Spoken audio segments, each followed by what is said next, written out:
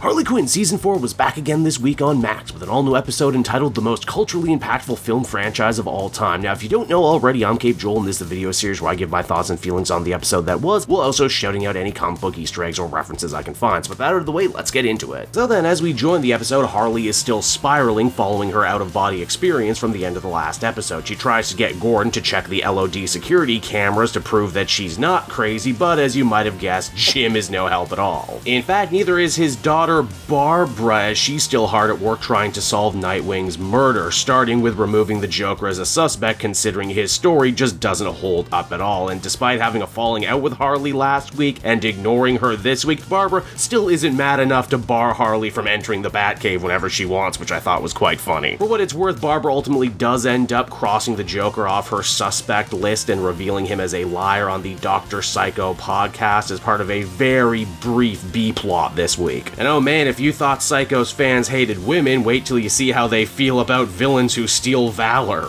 Can't wait till next week when the Joker no doubt will have to record one of those classic YouTuber apology videos. As I was saying though, the real meat and potatoes though deals with Harley worrying about her mental health, and considering that she has a long history of talking to herself in mirrors, it only makes sense that she doesn't want to lose all of the progress she's made in the realm of sanity. Harley tries to reach out to Ivy for help, but she can't even get past the front desk as the unfortunately very CEO-brained at the moment Pamela and her mentees the Natural Disasters are about to pull off their biggest caper to date. What are they doing? Well, they're stealing a Legion time sphere, of course. Now, for those who don't know, in the comics, the Legion of Superheroes is the premier super team of the far future. There's like 1 million members. You either love the Legion to death or you find it all too nerdy even for your comic-loving self. They also regularly travel back in time to the present with a ton of regularity by using their spheres. I gotta admit, the heist itself is super cool. I wondered if the last 2 episodes were kind of slower paced and light on action because this episode was gonna burn up a huge chunk of the budget, but I will say it's money super well spent. We get to see Ivy and the Disasters using all their powers in fun and interesting ways. Even other non-Bat family superheroes show up to try and stop them for a change, which I thought was a real nice breath of fresh air. This leads to an extra funny exchange too, where Harley gets raked over the coals not just by Ivy but by the other heroes for once again seemingly creating a conflict of interest. Harley desperately tries to open up to Ivy about her declining mental state, and when she gets brushed off yet again, she decides the only way to get Ivy to pay attention to her is if she steals the time sphere herself and jumps to a future wherein maybe Ivy can actually make time for her. Of course, in classic comic book fashion, all Harley ends up doing is taking her and Ivy into the far-flung apocalyptic future of Gotham City, wherein they end up getting attacked by killer bat drones sent by a power-mad Damian Wayne. Also, I don't talk about the animation side of things near enough, but this is a particularly good-looking episode too when it comes to blending traditional animation and the more computer-generated stuff. Now, this particularly dark dystopian future seems to be taking reference from a couple different DC comic storylines. The first one that comes to my mind is Old Lady Harley, an obvious reference to the famous Old Man Logan storyline from Marvel. The other is Morrison's Batman 666 that also featured an evil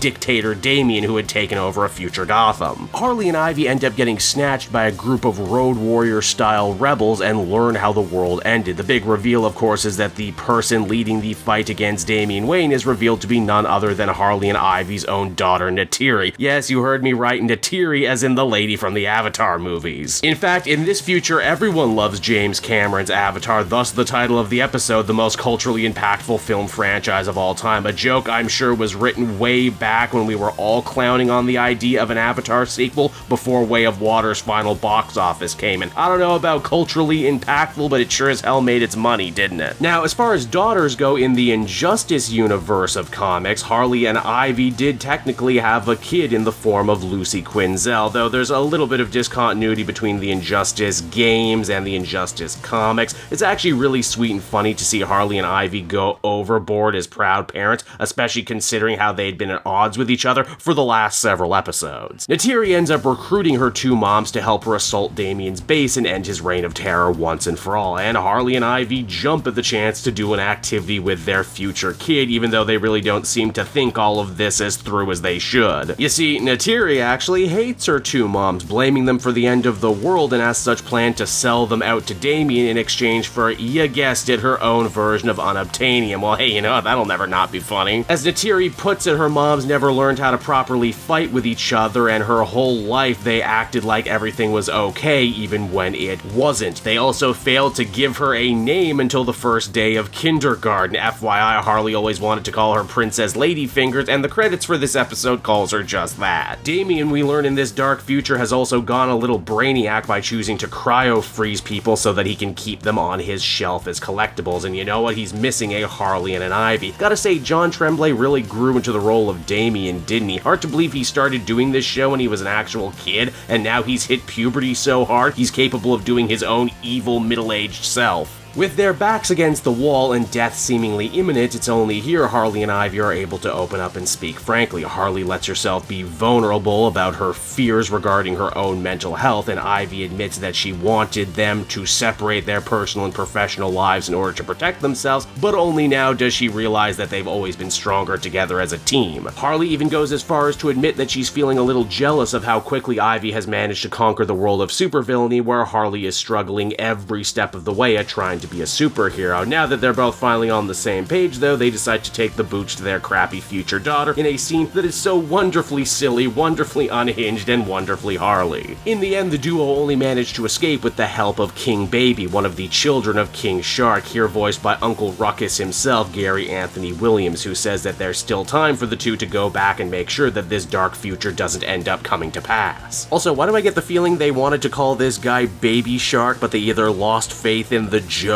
or that name is copyrighted? Harley and Ivy make it home, but unfortunately because time travel is a crapshoot in stories like this, they don't return to the very moment they left. Instead, they return days in the future, meaning whatever horrors are about to come to pass may already have. Also, everything is sepia tone for some reason, make it that what you will. And so that was the most culturally impactful film franchise of all time, and after 2 episodes in a row that didn't exactly set my world on fire, I think the show managed to bounce back with one of their strongest offerings of season 4 so far. Once again, the Harley show always seems to shine the brightest when they're focusing on the romance between Harley and Ivy and just how hard it is to build and maintain a healthy relationship. Hell, it's probably why so many shows like this in the same vein end up breaking up the main characters over and over again because the writers just can't be asked to think of anything new or interesting to do with them, but here in the Harley show, that's not the case. The writers really are dedicated to exploring every angle of their relationship. In fact, this episode seeks to imply that maybe at some point in the future, Harley and Ivy will want to be parents, which feels like it could totally be a whole season's worth of storylines and character growth unto itself, and assuming the show lasts that long, I don't know why they wouldn't want to try that. This episode also came packing a fair amount of very impressive action, which you always love to see, and as we head into the final batch of shows, we also have a lot to think about revolving around whether or not Nightwing's death, the dark future, Harley's sleepwalking, are any or all of these things connected? Hell, did Harley actually see herself because she was having an out-of-body experience, or because they've introduced time travel now, did she actually just see herself across the room? I don't know, but I'll be interested to find out. But until then, that'll just about do it for me for another week, everyone. I hope you enjoyed the video, and if you did, be sure to like, subscribe, and favorite. It really helps me out. Be sure to follow me on social media so you always know when a new episode is about to drop. And so until we meet again, everyone, this has been Cape Joel bidding you adieu.